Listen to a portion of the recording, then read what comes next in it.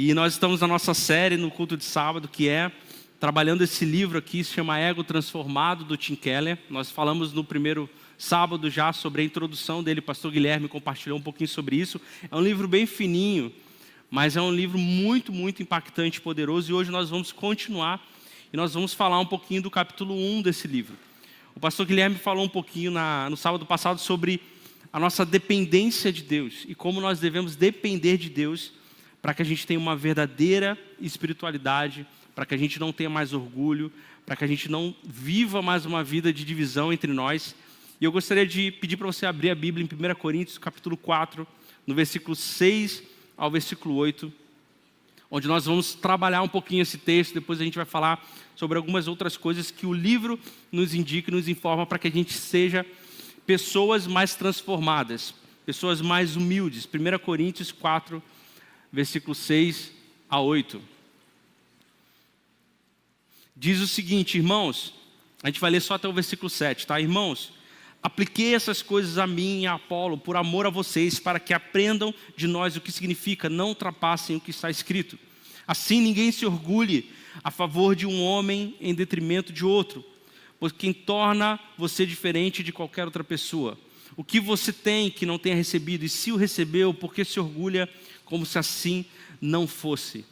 Paulo ele inicia esse versículo 6 e ele finaliza ali o meio do versículo 6 falando: não ultrapassem o que está escrito. Paulo ele traz isso, né, essa fala que está até entre aspas em algumas versões, porque naquela época ali, nessa região, e assim, gente, a igreja de Corinto era uma igreja que tinha muitas dificuldades, muitos desafios. A gente vê a primeira carta ao Coríntios, depois a gente vê a segunda carta, que na verdade não era a segunda, era a terceira, porque a segunda realmente perdeu, a gente não tem informação sobre ela. Então a primeira carta, a segunda carta aos Coríntios, nós vemos Paulo tratando de assuntos profundos e difíceis. E ele começa falando, não ultrapassem o que está escrito. O que estava acontecendo? Existia pessoas que tinham muitas ideias, muito inteligentes, pessoas que eram realmente assim sábias, e elas começavam a achar que o fato delas serem muito inteligentes e muito sábias era mais importante do que aquilo que estava escrito na Bíblia. Então elas tinham uma ideia muito legal e falavam, olha, talvez essa minha ideia, talvez aquilo que eu penso sobre um determinado assunto é tão importante, é tão profundo, é tão legal e sábio, que a gente pode ignorar as Escrituras, porque o que eu penso é mais importante. Então Paulo ele vem, olha, não ultrapassem o que está escrito. Ele está dizendo o seguinte, olha, não esquece o que está escrito. Essas pessoas sábias, que se dizem sábias, se dizem conhecedoras, inteligentes, elas estão esquecendo da cruz de Cristo, elas estão esquecendo do que realmente importa. Então não pense que a gente pode ignorar a palavra e achar que só por a gente ter um pensamento intelectual bonito e lindo, isso é mais importante do que a Bíblia. Então as pessoas começaram a falar isso. Basicamente, eu coloquei um exemplo, eu transcrevi aqui, eu resumi, o que Paulo está querendo dizer é o seguinte, não inventem moda. Fiquem com o que já está escrito na palavra e não criem divisões baseadas em preferências pessoais ou orgulho espiritual. E aí ele vai dizer o seguinte, ninguém se orgulhe, está aí no texto, a favor de um homem em detrimento de outro. Então o que começava a acontecer? Surgia alguém com conhecimento muito bacana, muito legal, e as pessoas, olha, talvez isso aqui seja mais importante que a Bíblia.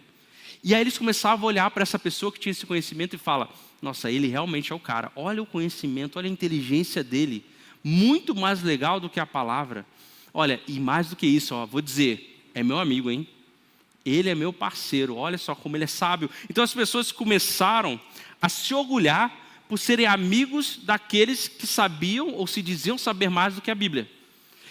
Isso é interessante porque você percebe que o orgulho, ele é tão mesquinho a ponto de você se orgulhar de ser amigo de alguém que sabe muito. E nem é você que sabe muito, sabe? Sabe quando você se orgulha de ser amigo de alguém inteligente? É como se eu chegasse e falasse assim, Felipe Breder, eu tenho contato dele no WhatsApp. Posso agora mandar um áudio para ele, chegar, ô Breder, parceiro. E aí parece que eu fazer isso demonstra que eu tenho alguma importância só por eu ser amigo do cara que é inteligente.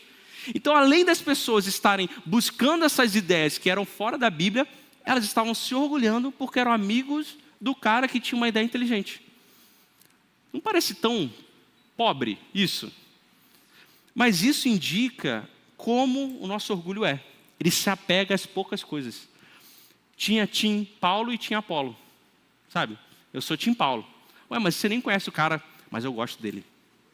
Eu gosto muito dele, então eu tenho orgulho disso. Eu sou Tim Apolo. Ué, mas ele nem te conhece, não importa. Eu conheço ele. Eu sei o nome dele, sei até onde ele mora. Então isso, as pessoas se apegavam a isso. E aí, por tão pouco orgulho, as pessoas começavam a criar divisões entre elas. Só por achar legal o conhecimento de pessoas que talvez nem conheciam elas. É como se a gente começasse a levantar bandeiras de bandas famosas, de cantores famosos ou de pregadores famosos. A pessoa nem sabe que a gente existe, não tem nem do que a gente se orgulhar disso. Mas a gente se apega, mesmo por tão pobre, tão mesquinho, a gente se apega a isso. Isso é a prova de que a gente pode se orgulhar por qualquer coisa. Qualquer coisa. Você pode se orgulhar pela camisa que você está vestindo, pela roupa que você está vestindo, pelo lugar que você sentou, sabe? Pela luz que está brilhando sobre você. Isso mostra como o nosso orgulho ele pode se inflar, até nas pequenas coisas, até em coisas que a gente assiste na televisão. Coisas que, essa série, já assisti, maratonei. Grey's Anatomy, 50 temporadas, já vi todas, na mesma noite. Eu usei essa série porque ela tem 1 milhão de temporadas, né? E tem gente que se orgulha de que viu todas. Eu falei, meu Deus, e livro, e Bíblia, e oração? Então, a gente se orgulha disso, de tão pouco. A gente se orgulha de ter visto um filme na pré-estreia, porque ninguém viu. Entende? Isso é maravilhoso para a gente, porque a gente gosta de se inflar. E aí Paulo ele começa a fazer uma série de perguntas retóricas, que é maravilhoso. Ele chega e fala assim, pois quem torna você diferente de qualquer outra pessoa? É claro que a gente sabe a resposta para essa pergunta. Paulo está dizendo assim, o que te faz diferente de outra pessoa? A resposta é nada. Porque a gente sabe que todo mundo é pecador e todo mundo precisa da graça. Não importa o que você fez, o que você tem, você é pecador e precisa da graça. Então isso nivela todo mundo. Então do que você tem de se orgulhar? Se você precisa do que todo mundo precisa e você é pecador igual a todo mundo. Aí ele faz uma segunda pergunta e diz, o que você tem que não tenha recebido? Ou seja, cada um aqui recebeu a mesma coisa. A cruz de Cristo. Cada um aqui estava em débito com Deus e nós recebemos a cruz de Cristo como nossa salvação. E tudo que nós temos, tudo, literalmente tudo que você tem, materialmente falando e espiritualmente falando, foi dado por Deus. E ele pergunta, o que você tem que você não recebeu de Deus? A resposta é nada. Nós não temos nada, tudo que nós temos veio de Deus. E aí ele faz uma outra pergunta retórica e fala assim, e se o recebeu? Ou seja, se alguém te deu, por que você se orgulha? Como se assim não fosse. Ou seja, se você que recebeu tudo que você tem, por que você tem orgulho daquilo que você recebeu e não é teu? Ou seja, tanto materialmente falando, quanto espiritualmente falando, você pode até, de uma forma superficial, olhar e falar, não, foi o meu trabalho. Foi eu que conquistei. Mas no final das contas, foi Deus que permitiu e foi Deus que deu. Não tem nada do que nós podemos nos orgulhar. E aí, quando nós olhamos para aquilo que Deus nos deu, e nós dizemos, não, eu é que consegui, meu esforço é que conseguiu, a gente está declaradamente expressando ingratidão. A nossa vida é uma vida de ingratidão quando a gente olha para as coisas que nós temos, seja espiritualmente falando ou materialmente falando, e nós colocamos o resultado daquilo sobre aquilo que nós fazemos, ou da onde nós viemos, ou da família que a gente nasceu, ou do meu sobrenome. Então isso é desprezar aquilo que Deus nos deu e expressar ingratidão através da nossa vida. Isso quer dizer também que se você recebeu dons e talentos da parte de Deus e você decide não usá-los, isso quer dizer que você está ignorando aquilo que Deus te deu e tendo uma vida de ingratidão também. Ou seja, se você tem algum talento, algum dom, alguma coisa, isso veio de Deus e você decide não servir, e aí servir você pode olhar para a igreja e servir aqui na igreja, ou olhar para o seu trabalho, ou olhar para a sua carreira e ver que você pode ser melhor alguém lá. Se você decide não servir com aquilo que você tem, você está expressando ingratidão, porque o que você tem não te deu. Ou seja, o tempo que você tem não é seu, foi Deus que te deu de presente. Então não podemos gastar com aquilo que a gente acha que é bom. Nós devemos perguntar para Deus, Deus, o que eu faço com o dom que você me deu? O que eu faço com o tempo que você me deu? O que eu faço com os talentos e habilidades que o Senhor me deu? E eu nasci assim porque o Senhor quis. E aí a gente decide servir. Porque se a gente ignora isso e acha que nós ganhamos, o meu tempo, é o meu salário, fui eu que ganhei, eu decido a minha vida, eu controlo a minha vida, eu estou expressando ingratidão e dizendo, Deus, eu é que sou dono de mim. Mas nós sabemos, e Paulo ele usa isso, né? Ele fala, o que você recebeu que não foi dado por Deus? Nada. Tudo o que nós temos foi dado por Deus. Ou seja, tudo que nós fazemos não tem orgulho de estar, a gente não precisa ser orgulhado porque está fazendo aquilo. E ele continua no versículo 8 e diz o seguinte, vocês já não têm tudo o que querem? Já se tornaram ricos, chegaram a ser reis e sem nós. Como eu gostaria que vocês realmente fossem reis para que nós também reinássemos com vocês. Aí Paulo começa falando assim, olha, vocês já têm tudo. Vocês já são satisfeitos em tudo. Não é o que vocês querem, ok? É o que vocês precisam. Vocês já têm tudo, espiritualmente falando, materialmente falando. Então, se vocês já têm tudo, já são plenamente satisfeitos, por que vocês estão buscando coisas de se orgulhar? Tipo, você não precisa dizer que é de Paulo, de Apolo. Você já tem tudo que você precisa. Mas ainda assim, a gente busca coisas do que se orgulhar. Bandeiras que nós queremos levantar, coisas que nós fizemos. Só que ele está dizendo, olha, vocês já têm tudo. Se vocês não fizerem mais nada, não se apoiarem em mais nada, não se orgulharem mais de nada, vocês já são satisfeitos com o que vocês têm. E aí Paulo inicia uma série de sarcasmos, ironias. Paulo ele fazia muito isso, ele era muito bom em fazer isso. Ele diz o seguinte, chegaram a ser reis e sem nós. Ele está dizendo o seguinte, olha, vocês se acham tantos que vocês se acham rei. E olha só que legal, vocês chegaram a isso e nem precisaram da gente. Muito bonito. Vocês se acham tanto, vocês se acham tão rei da vida de vocês, que vocês agem como se fossem reis, e olha, vocês nem precisaram da gente. Que lindo. Ele está sendo irônico aqui. E aí, eles decidem viver uma vida como se fossem reis, porque olha que pobre. Eu decido viver uma vida de rei porque eu conheço alguém que tem uma sabedoria boa. Não sou nem eu, mas eu ando como se eu inflado aqui, com o rei na barriga, olhando para mim mesmo. Porque eu sou amigo do cara que sabe. E aí Paulo continua ironizando, ele diz, como eu gostaria que vocês realmente fossem reis, para que nós também reinássemos com vocês. Ou seja, Paulo está dizendo, vocês estão viajando. Porque se vocês fossem reis, o reino já teria vindo, só que ele não veio. E se o reino tivesse vindo, eu seria rei junto com vocês, porque a gente reinará junto com Cristo. Mas vocês estão vivendo como reis, e o reino nem veio, e vocês acham que só alguma coisa. E se vocês realmente fossem alguma coisa, nós também seríamos. Então ele está usando sarcasmo, ou seja, vejam, eu peguei também e escrevi de uma forma para a gente entender. Mas vejam só, não estamos, então adivinha, não tem rei nenhum, somente Cristo. É isso que Paulo está dizendo. Adivinha só, vocês agem como rei, mas o reino não veio. Então só existe um rei. Não vivam como rei, porque é tempo de viver como servo. Servo ao único rei. O dia que o reino virá e a gente reinar com Cristo, beleza, mas não veio. Baixa a bola vocês. Depois disso tudo que Paulo fala, e nós sabemos isso, tudo isso que Paulo perguntou de forma retórica, a gente sabe. A gente ainda tem coisas que a gente se orgulha. Tem coisas que a gente ainda se abraça e tem orgulho e infla o nosso ego por aquilo que não faz sentido nenhum. Nós procuramos, parece que o tempo todo a gente está buscando e procurando coisas do que se orgulhar.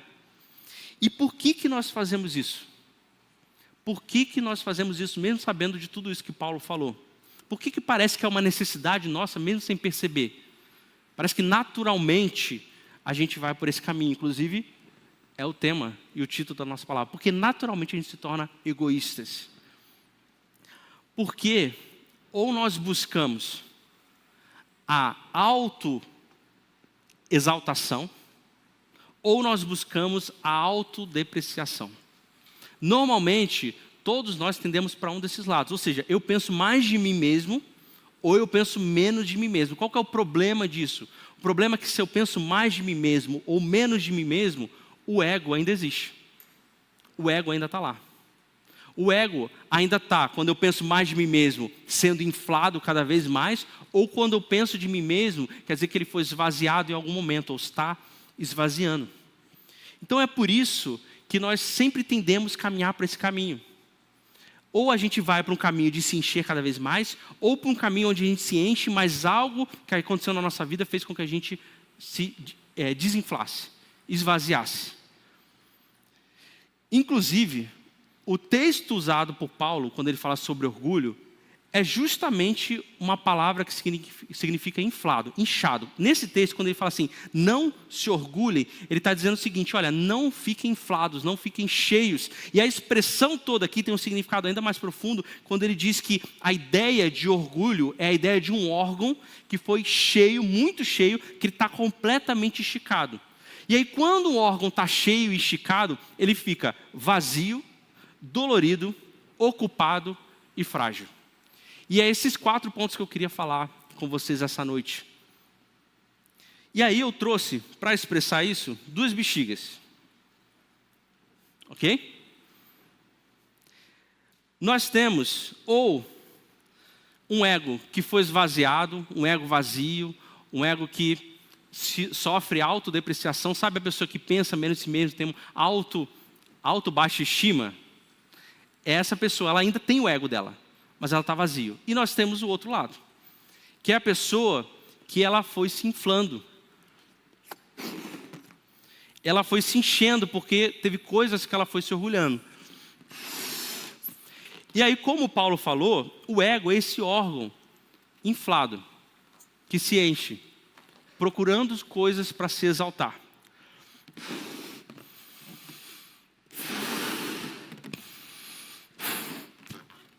E aí, estou vendo gente botando a mão no ouvido aí. Qual que é o problema disso? E isso o livro vai tratar muito bem. Que quando eu e você temos um ego, talvez vazio, porque aconteceu alguma coisa na nossa vida, mas cheio, nós primeiro temos esse ego, que ele pode estar inflado, mas assim como essa bexiga, dentro dele está vazio. Não tem nada. Nada preenche. Você pode botar qualquer coisa aqui dentro que vai ficar chacoalhando e nada vai preencher esse vazio. Porque a gente vai tentando colocar sucesso, status, a gente vai querendo colocar a aprovação das pessoas e o ego vai inflando, mas ele continua vazio. Porque nada sustenta ele. Nada segura ele. Não existe nada sólido para poder prender ele. E existe um personagem na Bíblia, uma pessoa na Bíblia, que é essa pessoa que tinha esse ego inflado, que é Salomão. Salomão viveu tudo o que eu e você mais desejamos e queremos viver na vida. Sabe seus maiores desejos? Ele viveu. Só que ele não viveu só de realizar eles. Ele viveu de realizar eles muito. Se você ler Eclesiastes 2, versículo 10, diz o seguinte: não me neguei nada que os meus olhos desejaram. Não me recusei a dar prazer algum ao meu coração. Na verdade, eu me alegrei em todo o meu trabalho.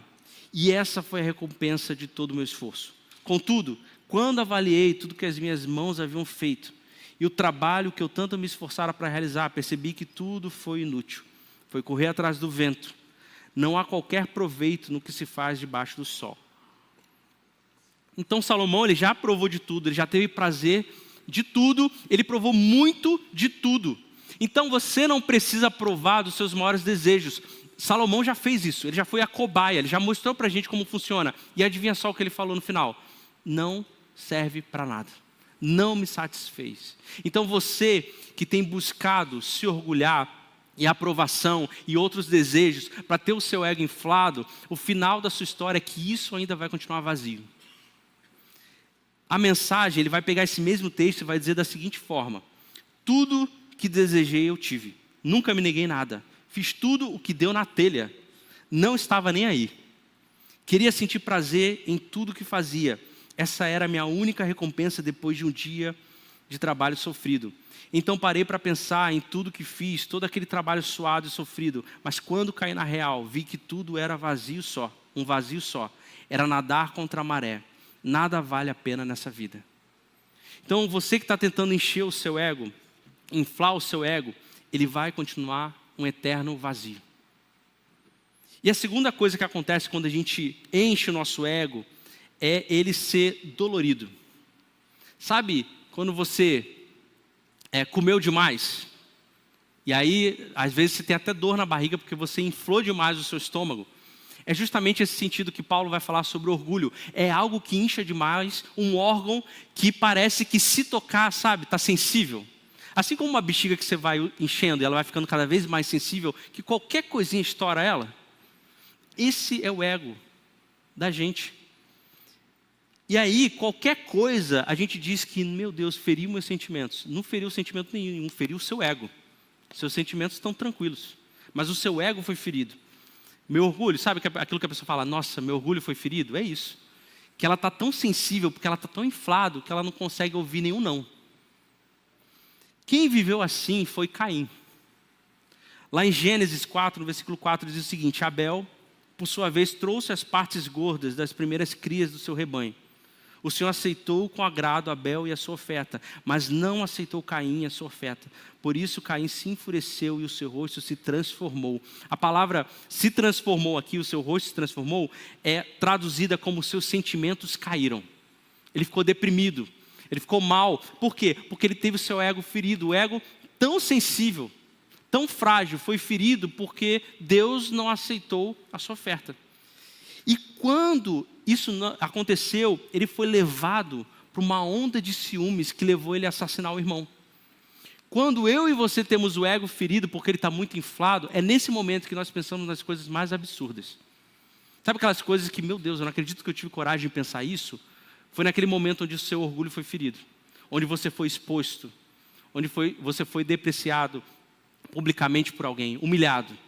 O seu ego foi ferido. Aí você pensa em coisas que você nunca imaginou, em coisas absurdas, em coisas malucas. Foi exatamente esses pensamentos, por causa do ego ferido, que levaram Caim a matar o irmão dele. E a outra coisa que acontece com o nosso ego é que ele sempre nos deixa muito ocupados. Porque uma coisa que acontece é que quando a gente enche o nosso ego, aos poucos ele vai esvaziando. E o que você precisa fazer para encher ele? Receber um novo elogio. Ouvir de alguém que hoje você está bonita e está bem vestido, porque você está com uma roupa da moda ou caro. Ou então você recebeu mais curtidas no seu Instagram e você gostou disso. Só que ao longo do tempo o nosso ego vai esvaziando. E a gente tem que encher ele de novo, porque esse é o caminho natural. A gente quer ter do que se orgulhar. E aí a gente precisa estar sempre fazendo algo novo. Precisa sempre estar fazendo algo novo para receber esses olhares que vão nos elogiar. Essas coisas que vão dizer que nós fazemos bem, trabalhamos muito, somos bons naquilo que a gente faz. Só que aí você começa a ter uma vida de comparação. Porque sempre vai ter alguém melhor do que você fazendo. E aí você precisa fazer mais do que ela, porque você precisa encher o seu ego, porque as pessoas precisam elogiar você e não essa outra pessoa. A gente vê isso quando C.S. Lewis escreve lá no Cristianismo Puro e Simples o seguinte: o orgulho não se satisfaz em ter uma coisa, mas em tê-la em quantidade maior do que os outros. Dizemos que as pessoas se orgulham de ser ricas, espertas ou bonitas, mas isso não é verdade. Elas têm orgulho de ser mais ricas, mais espertas ou mais bonitas que os outros. Se todos fossem igualmente ricos, ou inteligentes, ou bonitos, não existiria motivo de orgulho. Então, se você está igual a todo mundo, não tem do que você se orgulhar. Então, você precisa fazer mais. Você precisa comprar mais. Você precisa trabalhar mais. Você precisa ter mais reconhecimento naquilo que você está fazendo. Só que tem uma coisa muito engraçada nisso, porque nós confundimos frutos com resultados. Isso é muito comum. Sabe quando eu olho para o Flow e falo, nossa, está vendo os frutos de pessoas vindo, de PGs multiplicando? Ou quando a G e o pastor Guilherme olham para o Livres, nossa, está vendo os frutos? Na verdade, isso não são frutos, gente. Isso é sim resultado de muito trabalho. E sim, nós queremos mais pessoas e alcançar mais pessoas para a glória de Deus. Mas fruto, quando a gente lê lá em Gálatas 5:22, fala sobre, mas o fruto do Espírito é o amor, alegria, paz, paciência, amabilidade, bondade, fidelidade, mansidão e domínio próprio. Contra essas coisas não há lei. Então, quando nós falamos de coisas que nós devemos fazer mais para encher o nosso ego, isso não são frutos, são resultados. Fruto é saber se eu estou me parecendo mais com Jesus. Então, não me importa se a rede não crescer. Eu estou fazendo daqueles que estão na rede mais parecido com Jesus e eu estou me parecendo mais com Jesus. Esse é o meu fruto. É isso que eu mostro. Os resultados podem vir, glória a Deus, mas eu não quero os resultados para encher o meu ego. Eu quero olhar para a minha vida e falar, eu estou me parecendo mais com Jesus. Isso é fruto. É fruto. Nós queremos os dois, mas o mais importante na nossa vida é, eu estou gerando fruto, que é o amor, e me parecendo mais com Cristo. Porque isso, gente, ninguém vê. Ninguém vê você fazendo devocional para ter mais relacionamento com Deus. Aí sabe o que acontece? Você não tem nada do que se encher, porque as pessoas não estão olhando. Mas é isso que faz você gerar fruto de verdade, de parecer mais com Cristo. Agora, aquilo que é público, a gente às vezes faz só para receber mais o elogio, porque nós estamos sempre ocupados querendo receber o elogio das pessoas. Quem fez isso na Bíblia foram os fariseus. Lá em Mateus, capítulo 23, versículo 5, diz: tudo o que fazem é para serem vistos pelos homens. Eles fazem seus filactérios bem largos e as franjas de suas vestes bem longas. Gostam do lugar de honra, dos banquetes e dos assentos mais importantes das sinagogas, de serem saudados nas praças, de serem chamados rabis. Então os fariseus, eles estavam tão ocupados para encher o ego pela aparência, que eles esqueceram de ter relacionamento com Deus, que é o mais importante. Então quando nós fazemos isso, nós estamos agindo como ele, a ponto de eles terem tanta inveja, que eles estavam dispostos a matar. Ou seja, surgiu alguém que denunciava o pecado deles, que eles estavam só enchendo o ego deles, que eles falaram: não, vamos crucificar. Esse aí está dizendo, e está mostrando realmente quem nós somos. Então quando nós enchemos o nosso ego, nós olhamos para o outro e começamos a nos comparar, e a gente está querendo ficar tão ocupado de realizar mais, que a gente está disposto a crucificar o outro, passar a perna. Porque não pode ter ninguém melhor que a gente. E a última coisa que nós vemos é sobre o ego, que ele se torna frágil. Assim como a bexiga que a gente vai enchendo, inflando, cada vez mais que o nosso ego vai enchendo, ele vai se tornando cada vez mais frágil. Isso é normal, ele vai esticando até estourar. E uma pessoa que viveu isso na Bíblia é Pedro. Lá em Mateus 26, olha o que aconteceu. Pedro respondeu: ainda que todos te abandonem, eu, Pedro, Pedrão, forte, corajoso, sustentado em mim mesmo, nunca te abandonarei. Respondeu Jesus: asseguro-lhe que ainda esta noite, antes que o galo cante, 3 vezes você me negará. Então Paulo, confiando nele mesmo, dizendo: eu nunca vou te abandonar. Os outros vão, mas eu não. Eu não. Porque aqui, eu permaneço, orgulho de mim mesmo, eu fico. Só que o ego tão frágil, sustentado por algo tão frágil, que era ele mesmo. No primeiro perigo, no primeiro confronto, em que a mulher virou para ele e falou: eu te conheço. Ele: não, eu não sei quem é esse cara. Porque o ego é tão frágil, ele se torna algo tão, assim, pobre, que qualquer coisa pode estourar ele. Qualquer coisa pode chegar, um alfinete fino, pequeno, sem poder nenhum de nada, pode estourar esse ego. A pergunta agora é: como que nós resolvemos isso? Porque tudo que a gente descreveu agora é o caminho natural que nós fazemos. Nós buscamos essas coisas, o nosso ego se torna essas situações aqui que a gente falou. A gente é cada um desses personagens que nós lemos, e o que nós fazemos? Qual que é a resposta para esse grande problema? E aí, o que nós vamos ouvir é que existem 2 soluções. Ou você pensa mais de si mesmo, porque você se torna seguro de si, como a gente falou no início, ou você pensa menos de si mesmo, porque o que você tem que fazer é esvaziar o seu ego. Mas a resposta bíblica, a resposta do Evangelho não é nenhum nem outro.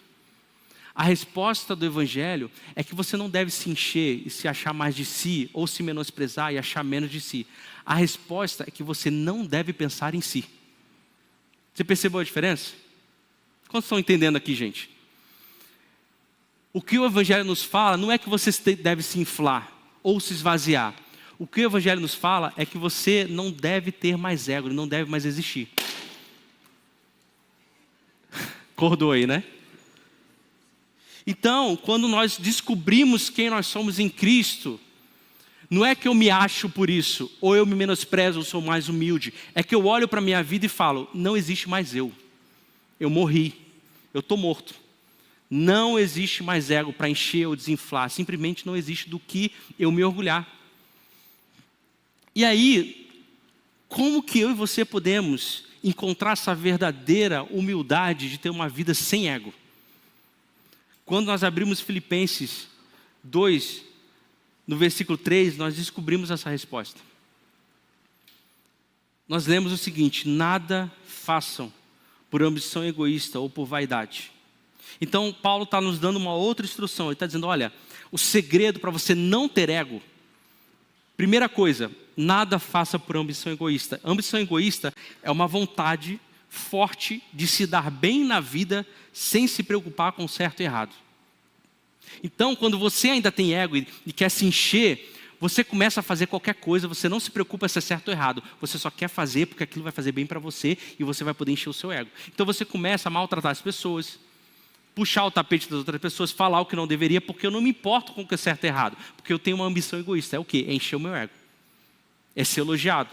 E ele vai dizer outra palavra, ou por vaidade. Vaidade é atribuir a mim mesmo, as minhas qualidades, seja físicas ou intelectuais, para que eu seja reconhecido e admirado pelos outros. Então, vaidade é eu olhar para mim, ver no que eu sou bom, ou ver como eu sou bom em alguma coisa, e trazer isso à tona, para que as pessoas olhem isso e falem, nossa, está vendo como ele é bom mesmo? Está vendo como ele realmente é bom? E aí isso enche mais o nosso ego. Então, Paulo está dizendo, nada façam por ambição egoísta ou por vaidade. Mas ok, o que a gente tem que fazer? Aí ele vai dizer, mais humildemente, considere os outros superiores a si mesmo. Qual que é a solução da gente viver uma vida sem ego? É olhar para o outro e falar, essa pessoa é mais importante que eu. Não importa a situação de estudo dela, a situação financeira dela, a situação física dela. Essa pessoa é mais importante do que eu. O que quer dizer essa pessoa é mais importante do que eu? É estar no meu trabalho e ver alguém que fez um trabalho melhor do que eu e reconhecer publicamente aquele trabalho que ela fez, mesmo que isso me prejudique. É estar na minha família e começar aquelas discussões calorosas, é eu ficar quieto, mesmo sabendo que eu tenho razão. É olhar para o trânsito e ver alguém fazendo algo que não deveria, e furando a minha vez, e me fechando, e ficar quieto. Porque eu não sei o que aquela pessoa está fazendo. Ela pode ser só um mau motorista, mas não importa. Eu considero ela superior a mim. Eu considero que ela dirige melhor do que eu, mesmo não parecendo, mesmo não achando. Na igreja, é servir sem buscar nenhum tipo de status, nenhum tipo de consideração. Se isso acontecer, glória a Deus, mas se não acontecer, eu morri. Eu não preciso disso. Nas redes sociais, é não postar mais um post para receber qualquer tipo de elogio, mas postar algo que realmente vai edificar a vida dos outros, sem se preocupar com o que vai acontecer, ou quantas curtidas e compartilhamentos eu vou ter. Só que Paulo, ele não para por aí, ele diz, considere o outro superior a si mesmo. E aí a partir do versículo 5 ele nos dá um padrão. O que significa considerar os outros acima de mim mesmo ou superior a mim mesmo? Ele vai dizer a partir do versículo 5, seja a atitude de vocês a mesma de Cristo Jesus. Que embora sendo Deus, não considerou que ser igual a Deus era algo que devia apegar-se, mas esvaziou-se a si mesmo, vindo a ser servo, tornando-se a ser semelhante aos homens. Jesus, sem dúvida, é o nosso maior exemplo de humildade. Porque ele fez exatamente isso. Ele considerou cada um de nós superiores, morrendo naquela cruz e entregando a vida dele. Ele abriu mão desses privilégios de ser Deus. A palavra aqui que fala que ele se esvaziou é literalmente como um frasco cheio de líquido e é esvaziado e ele não serve mais para nada. Essa é a expressão que está escrito aqui. Jesus se esvaziou de tudo o que ele tinha em glória com o Pai, para se tornar servo de cada um de nós. Aquele que era Deus, olhou para nós, e em algum momento da história, viu que nós éramos superiores a Ele, para que Ele morresse naquela cruz. Mesmo a gente sendo pecador, mesmo a gente não merecendo nada, mesmo Ele sendo dono de tudo e poderoso para todas as coisas. O Filho de Deus nasceu pobre, em uma família pobre, em uma cidade pobre. Nasceu em uma estrebaria, cresceu em uma carpintaria e morreu em uma cruz. Se o próprio Deus se humilhou, o que será de nós? Foi homem como nós, sofreu tentações e tribulações.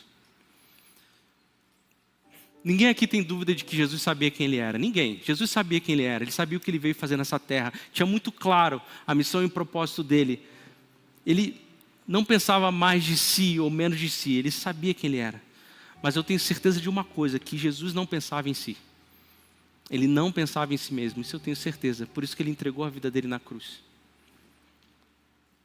E eu queria ler um texto de uma música que expressa, de uma forma muito poética, isso que a gente está falando aqui.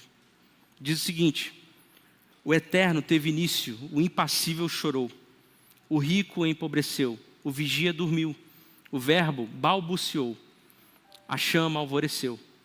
O onipotente engateou, a sabedoria aprendeu, o fundamento tropeçou. Banharam o Redentor, criaram o Criador, Deus cresceu. No monte fumegou e num colo se aninhou, se aqueceu. Sua voz que trovejou, mudou e destoou. Foi jovem o meu Senhor, Deus cresceu. Adolescente que era Deus, a voz do trovão desafinou. Paciente esperou. O firmamento a que pisou, a soberania obedeceu. Um útero o gestou. Proveram ao provedor, Deus nasceu. Para a cruz se preparou. Deus morreu e reviveu. Quando eu olho para a vida do Pedrinho hoje, e a gente vê quão dependente uma criança é de um adulto, principalmente na fase de bebê, recém-nascido, eu começo a imaginar, nossa, Jesus passou por isso. Deus teve que ser amamentado, porque Ele decidiu se humilhar e servir a cada um de nós. Deus teve que ser ensinado a andar, a falar, a escrever. O que tinha toda a sabedoria, todo o universo, dono de tudo e poderoso para tudo, decidiu se tornar menos do que nós, para morrer por nós, naquela cruz se humilhando.